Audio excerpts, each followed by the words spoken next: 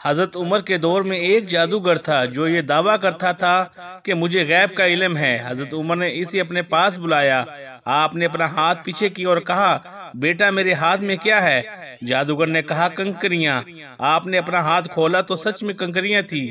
یہ دیکھ کر لوگ حیران ہوئے تو اچانک آپ نے بسم اللہ الرحمن الرحیم۔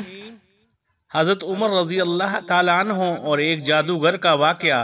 اسلام قبول کرنے سے کئی سال پہلے حضرت عمر بن خطاب رضی اللہ تعالیٰ عنہ ایک دفعہ تجارتی قافلے کے ساتھ مال لے کر مکہ سے شام گئے۔ قافلے میں قریش کے کئی اور بڑے بڑے سردار بھی شامل تھے۔ یہ قافلہ شام کے سب سے بڑے شہر دمشق میں گیا اور وہاں اپنا مال بیچ کر مکہ واپس روانہ ہوا۔ تھوڑا سا فاصلہ طے کرنے پر حضرت عمر رضی اللہ تعالیٰ عنہ کو یاد آیا کہ ان کی ایک رشتہ دار خاتون نے انہیں کچھ سونا دیا تھا کہ اسے بیچ کر اس کے لیے کچھ کپڑے وغیرہ لیتے آئیں۔ انہوں نے اپنے قافلے کے ساتھیوں سے کہا کہ فلاں عورت کا کام کرنے واپس دمشق جا رہا ہوں، کوشش کروں گا کہ یہ کام کر کے جلدی واپس آ جاؤں۔ حضرت عمر دمشق واپس گئے تو بازار بند ہو چکے تھے۔ مجبوراً وہ ایک مسافر خانے میں ٹھہرے اور سو گئے۔ تھوڑی دیر کے بعد اللہ کا ایک بندہ مسافر خانے میں آیا۔ اس نے حضرت عمر کو جگایا اور اپنے ساتھ اپنے گھر لے آیا۔ یہ بات واضح نہیں تھی کہ وہ شخص حضرت عمر کو پہلے سے جانتا تھا یا ان کے والد خطاب سے ان کی واقفیت تھی۔ انہوں نے حضرت عمر کی بڑی خاطر مدارت کی۔ کھانا کھا کر تو وہ سو گئے اور ان کا میزبان رات بھر عبادت کرتا رہا۔ صبح کو حضرت عمر بیدار ہوئے تو ان کے میزبان نے کہا کہ اکیلے بازار مت جانا، بازار میں لٹیرے اکثر مسافروں کو لوٹتے رہتے ہیں، میرے ساتھ چلنا۔ یہ کہہ کر وہ سو گیا کیونکہ رات بھر جاگ رہا تھا۔ حضرت عمر نے اسے جگانا مناسب نہیں سمجھا اور اکیلے ہی بازار چلے گئے۔ ابھی بازار کھلا بھی نہیں تھا، وہ بازار کھلنے کا انتظار کرنے لگے۔ کچھ دیر بعد ایک عیسائی پادری اپنے نوکروں کے ساتھ آیا اور حضرت عمر کی طرف اشارہ کر کے اپنے نوکروں کو حکم دیا کہ اس شخص کو پکڑ لو، یہ گرجے کا کام بہت اچھی طرح سے کر لے گا۔ اس زمانے میں حضرت عمر بڑے تنومند پہلوان تھے۔ پادری کے نوکروں نے ان کو پکڑ لیا اور ایک پرانے گرجے میں لے گئے۔ پادری نے ان کو ایک ہتھوڑا دیا اور ان کو گرجے کی ایک دیوار توڑنے پر لگا دیا۔ ایسا معلوم ہوتا تھا کہ وہ اس جگہ پر ایک نیا گرجا بنوانا چاہتا تھا۔ حضرت عمر دن بھر کام کرتے رہے۔ کہیں شام کو جا کر چھٹی ملی، وہ تھکے ہارے واپس مسافر خانے میں جا کر بیٹھ گئے۔ پہلے ہی دن نیک آدمی پھر آیا اور اس نے پوچھا کہ آپ کدھر چلے گئے تھے؟ حضرت عمر نے اسے سارا قصہ بتا دیا۔ وہ شخص آج بھی ان کو اپنے گھر لے گیا اور ان کی بڑی خاطر مدارت کی اور انہیں تاکید کی کہ کل بازار جاتے وقت مجھے ساتھ لے جانا۔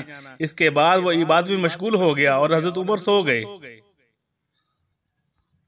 دوسرے دن حضرت عمر بیدار ہوئے تو اپنے نیک میزبان کو سوتے پایا۔ انہوں نے اب کی بار اس کو جگانا مناسب نہیں سمجھا اور اکیلے ہی بازار چلے گئے۔ اتفاق سے پھر وہی پادری اپنے نوکروں کے ساتھ آیا اور حضرت عمر کو پکڑ کر ساتھ لے گیا۔ ان کو غصہ تو بہت آیا لیکن کیا کرتے، غیر ملک میں وہ اکیلے تھے اور کوئی ہتھیار بھی پاس نہیں تھا۔ دوسری طرف پادری کے ساتھ 8 نوکر تھے اور وہ سب ہتھیار بند تھے۔ پہلے دن کی طرح ہی حضرت عمر ہتھوڑے کے ساتھ گرجے کی دیوار توڑتے رہے۔ جب دھوپ تیز ہوئی تو پادری اور اس کے نوکر انہیں کام میں مشغول دیکھ کر چلے گئے اور حضرت عمر دیوار کے سائے میں دم لینے کے لیے بیٹھ گئے۔ اتنے میں وہ پادری گھوڑے پر سوار چپکے سے آیا اور حضرت عمر کے سر پر ضرب لگائی اور کہا کہ ہم سب گھر گئے تو نے کام ہی چھوڑ دیا۔ اب حضرت عمر کو صبر کی تاب نہ رہی۔ انہوں نے ادھر ادھر نظر دوڑائی، ہر طرف سناٹا تھا۔ انہوں نے پادری کو گھوڑے سے کھینچ کر نیچے کر لیا اور اس کے سر پر ہتھوڑے پہ ہتھوڑے مارنا شروع کر دیے۔ وہ بہت چیخا چلائے لیکن اس کی مدد کے لیے کوئی نہیں پہنچا۔ حضرت عمر نے ٹوٹی ہوئی دیوار کا ایک بھاری ٹکڑا اٹھا کر اس کے سر پر دے مارا اور وہ پہلے ہی زخمی تھا، اب اس نے دم دے دیا۔ اس کو مرتے دیکھ کر حضرت عمر تیزی سے بھاگ کھڑے ہوئے اور جس راستے سے دمشق آئے تھے وہ راستہ چھوڑ کر ایک دوسرے راستے پر چل پڑے۔ شہر سے کافی دور انہیں ایک خچر پر سوار رومی ملا جو روم سے تعلق رکھتا تھا۔ وہ ان کے ساتھ چلنے لگا، وہ کچھ باتیں کرنے لگا لیکن حضرت عمر ان کی زبان سمجھتے تھے اور نہ وہ ان کی زبان سمجھتا تھا۔ اس نے یک اپنی تلوار پر ہاتھ ڈالا۔ حضرت عمر سمجھ گئے کہ وہ ان پر وار کرنا چاہتا ہے۔ انہوں نے فوراً ہی خچر سے اسے کھینچ لیا اور اس سے تلوار چھین کر ایک ہی وار میں اس کا کام تمام کر دیا۔ پھر آپ خچر پر سوار ہو کر آگے چلے۔ اس کے بعد کیا ہوا سارا احوال خود حضرت عمر نے اس طرح بیان کیا ہے کہ اس جگہ سے روانہ ہو کر میں ایک گرجے میں پہنچا، یہاں عیسائیوں کی ایک جماعت رہتی تھی۔ میں گرجے کے اندر داخل ہوا تو گرجے میں رہنے والے سب لوگ میرے ارد گرد جمع ہو گئے اور مجھ سے میرے حالات کے بارے میں پوچھنے لگے۔ پھر وہ اپنے پادری کے پاس مجھے لے گئے۔ پادری مجھے نہایت غور سے دیکھنے لگا اور اس کے بعد کہنے لگا، ایسا معلوم ہوتا ہے کہ تم ہیں کسی چیز کا خوف ہے؟ میں نے کہا، تم نے کیسے اندازہ لگا لیا کہ مجھے کسی چیز کا خوف ہے؟ اس نے میرے سوال کو ٹال دیا اور کہا کہ آپ جب تک چاہیں یہاں ٹھہریں، آپ کو یہاں کسی قسم کا کوئی خطرہ نہیں، آپ ہماری حفاظت میں ہیں۔ پھر اس پادری نے مجھے اپنے گھر میں مہمان کی طرح رکھا اور میری نہایت ہی خاطر مدارت کی اور پھر پوچھا کہ آپ کون ہیں؟ میں نے اسے بتایا کہ میں مکے کا رہنے والا ہوں اور قبیلہ قریش سے تعلق رکھتا ہوں۔ تجارتی قافلے کے ساتھ شام آیا تھا۔ تجارت کا مال بیچنے کے بعد ایک ضروری کام کے لیے مجھے اپنے قافلے سے جدا ہو کر واپس دمشق جانا پڑا۔ اب میں اپنے وطن واپس جا رہا ہوں اور راستہ بھٹک کر یہاں آ نکلا ہوں۔ پادری نے مجھے غور سے دیکھتا رہا اور بار بار طرح طرح کے سوال کرتا رہا۔ میں نے ان کے یہاں نہایت ہی آرام سے رات بسر کی۔ صبح کو آگے پہنچا کہ آپ کا ارادہ یہاں ٹھہرنے کا ہے یا آگے جانے کا؟ میں نے کہا، اب میں آپ سے رخصت ہونا چاہوں گا۔ یہ سن کر پادری نے اپنا ایک شاندار گدھا جو بہت بڑا خوبصورت اور نہایت ہی تیز رفتار تھا لے آیا۔ اس گدھے کی پیٹھ پر کھانے کی مزیدار چیزیں اور قیمتی تحفے بھرے ہوئے تھے اور پھر بھی کہنے لگا کہ آپ اس گدھے پر سوار ہو جائیں اور چل پڑیں۔ راستے میں آپ کا گزر کسی عیسائی مکان کے پاس سے ہوگا تو وہ آپ کو اس گدھے پر سوار دیکھ کر آپ کی بے حد تعظیم کرے گا اور آپ کی خاطر مدارت میں کوئی کسر نہیں چھوڑے گا۔ یہ کہہ کر پادری نے میرا ہاتھ پکڑا اور تنہائی میں لے جا کر کہنے لگا کہ اے عمر، آپ پر میرا حق واجب ہو گیا۔ میں نے کہا، بے شک۔ اس نے کہا، آپ کا تعلق ایک معزز قوم سے ہے، میری آپ سے ایک عرض ہے۔ میں نے کہا، آپ بیان کر دیں، لیکن حیرت کی بات ہے کہ آپ جیسا بڑا آدمی مجھ جیسے پریشان حال مسافر سے کوئی غرض کیسے رکھ سکتا ہے؟ اس نے بڑے یقین بھرے لہجے میں کہا کہ سنیں، میں ایک ایسا آدمی ہوں جسے اللہ نے آسمانی کتابوں کا علم عطا کیا ہے۔ میں نے آپ کی ذات میں بہت سی ایسی نشانیاں دیکھی ہیں جو یہ ظاہر کرتی ہیں کہ جب ایک مقررہ مدت پوری ہو جائے گی تو حالات میں زبردست تبدیلی آئے گی۔ اس وقت آپ ہمارے ملک کے حاکم بن جائیں گے اور یہاں کے سب شہروں میں آپ ہی کا حکم چلے گا۔ اس کے بعد پادری نے اپنی جیب سے دوات، قلم اور کاغذ نکال کر کہا کہ میری غرض یہ ہے کہ آپ اس کاغذ پر لکھ دیں کہ اس گرجے اور اس کی جائیداد اوپر کسی قسم کا کوئی محصول لاگو نہیں کیا جائے گا۔ میں نے حیران ہو کر پادری سے کہا کہ آپ مجھ سے مذاق تو نہیں کر رہے؟ اس نے کہا، قسم ہے اس ذات کی جس نے حضرت عیسیٰ علیہ السلام پر انجیل نازل فرمائی، میں جو کچھ کہہ رہا ہوں وہ بالکل سچ ہے۔ آپ مہربانی کریں اور میری درخواست قبول فرمائیں۔ میں نے پادری کی باتوں کو اس کا وہم سمجھا اور جیسے اس نے کہا میں نے اسی طرح کاغذ پر اسے لکھ کر دے دیا۔ اس کے بعد گدھے پر سوار ہو کر چل پڑا۔ راستے میں مجھے کئی جگہ پر عیسائیوں کی جماعتیں ملی۔ انہوں نے مجھے ایک پادری کے گدھے پر سوار دیکھ کر میری بڑی خاطر و مدارت کی۔ میں اسی طرح جگہ جگہ عیسائیوں کا مہمان بنتا تبوک تک پہنچ گیا۔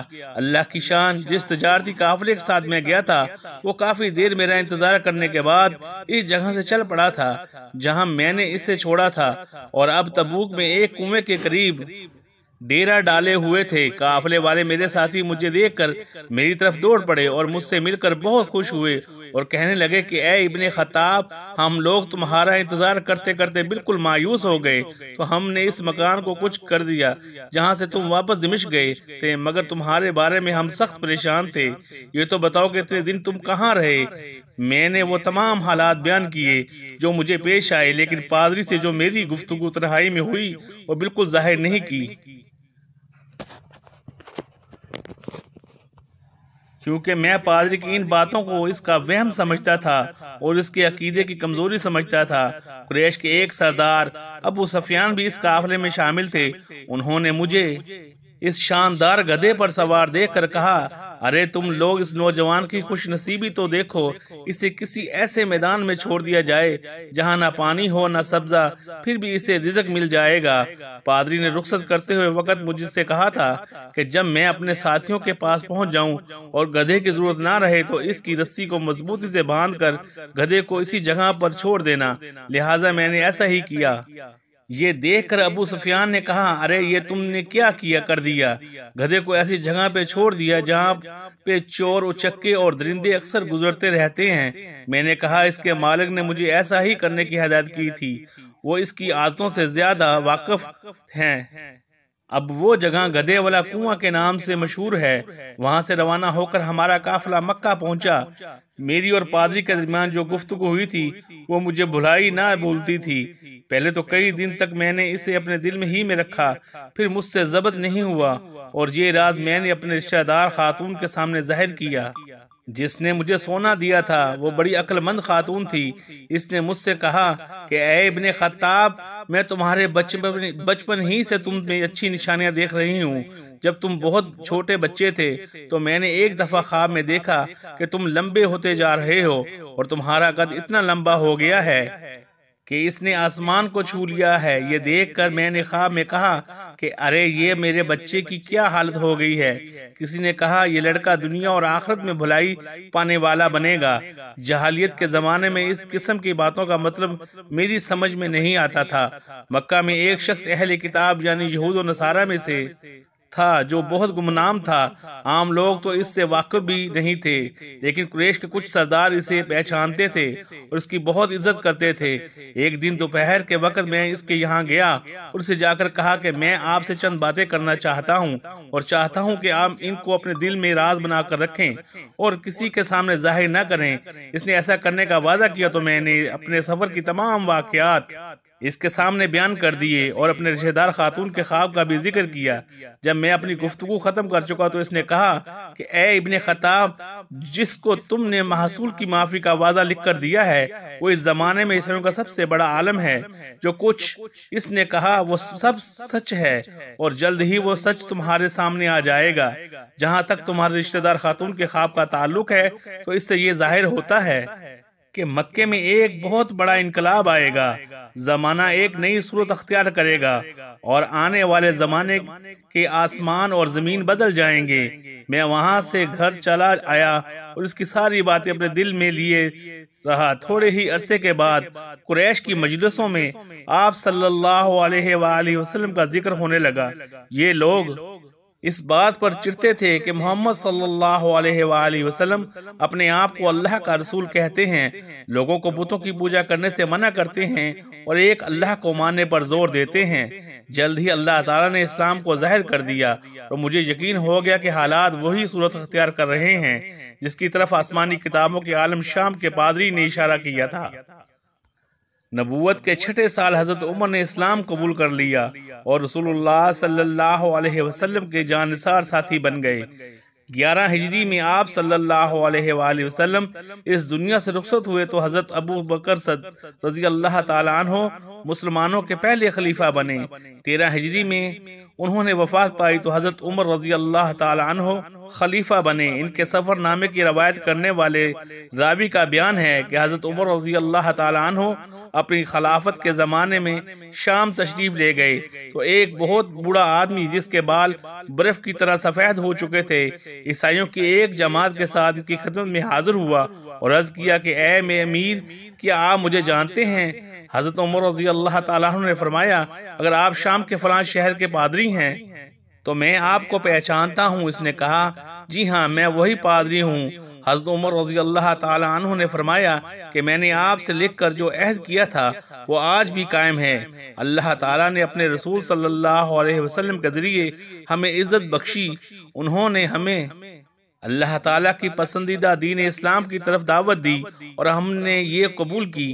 آپ ہی نے مجھے ان باتوں سے آگاہ کیا تھا۔ اب آپ کو کون سی چیز اسلام کو قبول کرنے سے روکتی ہے؟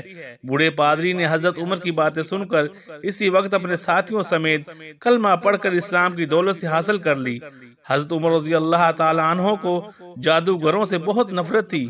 انہیں جہاں کہیں بھی پتہ چلتا کہ وہاں کوئی جادوگر ہے تو حضرت عمر رضی اللہ تعالیٰ عنہ انہیں قتل کرنے کا حکم دیتے تھے.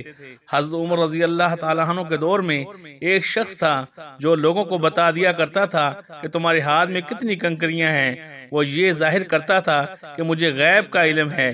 ایک دفعہ حضرت عمر رضی اللہ تعالیٰ عنہ نے اس جادوگر کو بلایا اور اپنے سامنے بٹھا لیا. پھر آپ رضی اللہ تعالیٰ عنہ نے اپنا ہاتھ پیچھے کیا اور اپنے ہاتھ میں کچھ کنکریاں اٹھا لی. پھر جادوگر سے کہا چل بتا میرے ہاتھ میں کیا ہے. جادوگر نے کہا آپ کے ہاتھ میں کنکریاں ہیں. پھر آپ رضی اللہ تعالیٰ عنہ نے فرمایا بتا کتنی کنکریاں ہیں. جادوگر نے کہا 5 کنکریاں ہیں. آپ رضی اللہ تعالیٰ عنہ نے پھر اپنا ہاتھ پیچھے کیا اور پھر کچھ کنکریاں اٹھا لی. پھر فرمایا بتا میرے ہاتھ میں کیا ہے. جادوگر نے کہا کہ آپ کے ہاتھ میں کنکریاں ہیں. آپ رضی اللہ تعالیٰ عنہ نے فرمایا بتا کتنی کنکریاں ہیں. جادوگر نے کہا مجھے نہیں پتا. ساری محفل حیران رہ گئی آخر یہ کیا ماجرا ہے. پھر آپ رضی اللہ تعالیٰ عنہ نے فرمایا پہلے جب میں نے کنکریاں اٹھائی تھی تو بھی پتا تھا کہ میرے ہاتھ میں کتنی کنکریاں ہیں. اس جادوگر نے میرا دماغ پڑھ لیا تھا. دوسری بار جب میں نے کنکریاں اٹھائی تو مجھے بھی نہیں پتا تھا کہ میرے ہاتھ میں کتنی کنکریاں ہیں، کیونکہ شیطان انسان کے جسم میں خون کی شکل میں دوڑتا ہے اور جادوگر شیطان کی پوجا کرتے ہیں جس سے شیطان کو ہر چیز ہر بات بتا دیتا ہے۔ اس محفل سے حضرت عمر رضی اللہ تعالی عنہ لوگوں کو یہ بتانا چاہتے تھے کہ یہ جادوگر اللہ کو چھوڑ کر شیطان کی پوجا کرتے ہیں اور شیطان انسان کی جسم کے اندر خون میں گردش کرتا ہے۔ اس سے ہمیں یہ پتہ چلتا ہے کہ جو بات ہمیں پتہ ہوگی وہی ان جادوگروں کو بھی پتہ ہوگی، جو ہمیں نہیں معلوم ہوگی تو ان جادوگروں کو تو بھی نہیں معلوم ہوگی۔ اللہ تعالی ہم سب کو قلب سلیم عطا فرمائے اور ہر قسم کے جادو ٹونے سے بچا کر قرآن و حدیث پر چلنے کی توفیق عطا فرمائے، آمین۔